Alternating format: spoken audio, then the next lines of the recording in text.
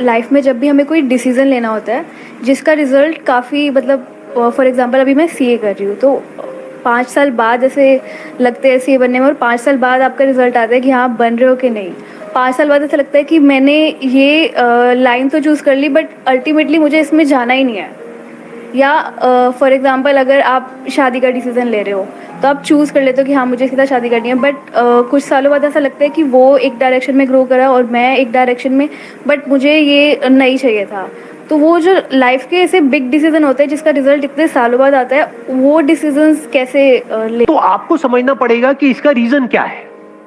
आपने दो बातें करी, एक कि अभी आप सीए कर रहे हो और मान लेते हैं कि 5 साल बाद आपको रियलाइज होता है कि ये मेरे लिए नहीं है। तो क्या है आपके लिए? पेपर पे लिखो। पेपर पे आपने एक तरफ लिखा सीए, दूसरी तरफ मानो लिख दिया सीएस। सीएस मुझे करना है, सीए नहीं करना है। That could be CS, CZ, CY, CX, whatever it is. तो अब उसके रीजंस देखो ना कि इसको छोड़ने का क्या रीजन है और ये करने का क्या रीजन है। तो थोड़ी देर में जब आप लिखने लग जाओगे और अपने माइंड को लिख करके क्लियर करोगे, ये बात मैंने बहुत बार बोली अपने सेशंस में, but I am not sure कितने लोग इस बात को समझते हैं और एक्चुअल में करते हैं। कभी भी कोई भी प्रॉब्लम हो, अपने माइंड में उसको सॉल्व करने की कोशिश मत करना, एंटैंगल्ड हो जाओगे बुरे तरीके से। स्पेशली अगर प्रॉब्लम बड़ी है तो, छोटी मोटी है तो माइंड में ही करनी पड़ेगी। जैसे बाइक चला रहे हो, स्कूटर चला रहे हो, व्हाटएवर, और एकदम से कोई सामने से आया तो उस वक्त पेपर पेन लेकर के नहीं बैठ जाओगे क्या करूं, तब तक तो हो जाएगा जो होना है। उस वक्त तो इमीडिएट एक्ट करना पड़ेगा।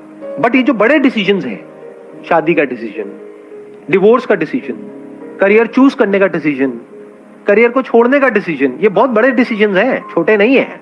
तो इन डिसीजंस को माइंड में कभी सॉल्व करने की कोशिश मत करना। तो कैसे करना है? पेपर पेन लेकर के माइंड मैपिंग करना सीखो ना। कितने लोग आप में से माइंड मैपिंग करते हैं? सच बोलना, झूठ मत बोलना। सिर्फ 4-5 लोग इतने। ये जो आप कह रहे हो कि अब मुझे रियलाइज हो गया, ये रियलाइज क्या होता है? Realisation is nothing but your thought, कि मुझे ऐसा लग रहा है। आज कुछ और लगता है, कल कुछ और लगता है। एक रिलेशनशिप में कभी रियलाइज होता है कि ये तो बहुत ही बढ़िया है, कभी ऐसा लगता है कि ये तो बहुत ही बेकार है। तो ये रियलाइजेशन क्या होता है? तो इस रियलाइजेशन वर्ड को हटा दो कि मुझे रियलाइज हुआ। उसके कॉज को समझो।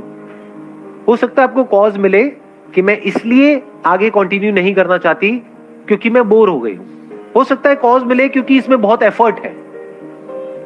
ध्यान से समझो इन माइंड की गेम्स को। ये माइंड की गेम्स है हमारी, जो माइंड गेम्स खेलता रहता है आपके साथ। तो पहले आपको कॉज को समझना है। हो सकता है कॉज मिला बोर्डम, तो दूसरी तरफ देखो ना पेपर पे क्या लिखा हुआ है, सीएस। बोर्डम तो वहां भी है, टक्कर का ही है। सही कह रहा हूं, गलत कह रहा हूं? या तो आपने लिखा होता दूसरी तरफ बंजी जंपिंग। मैं ये बंजी जंपिंग का वहां पे ऋषिकेश में जाऊंगी, वहां पे सेटअप करूंगी और खुद बंजी जंपिंग करूंगी डेली और लोगों को भी करवाऊंगी। तब लगा कि हाँ कुछ डिफरेंस है। एक तरफ सीए लिखा हुआ है, एक तरफ सीएस लिखा हुआ है, टक्कर के हैं दोनों। ऐसे ही बॉयफ्रेंड गर्लफ्रेंड में कंफ्यूजन हो या पति पत्नी में कंफ्यूजन हो, तो दूसरी तरफ लिखो किसी का नाम।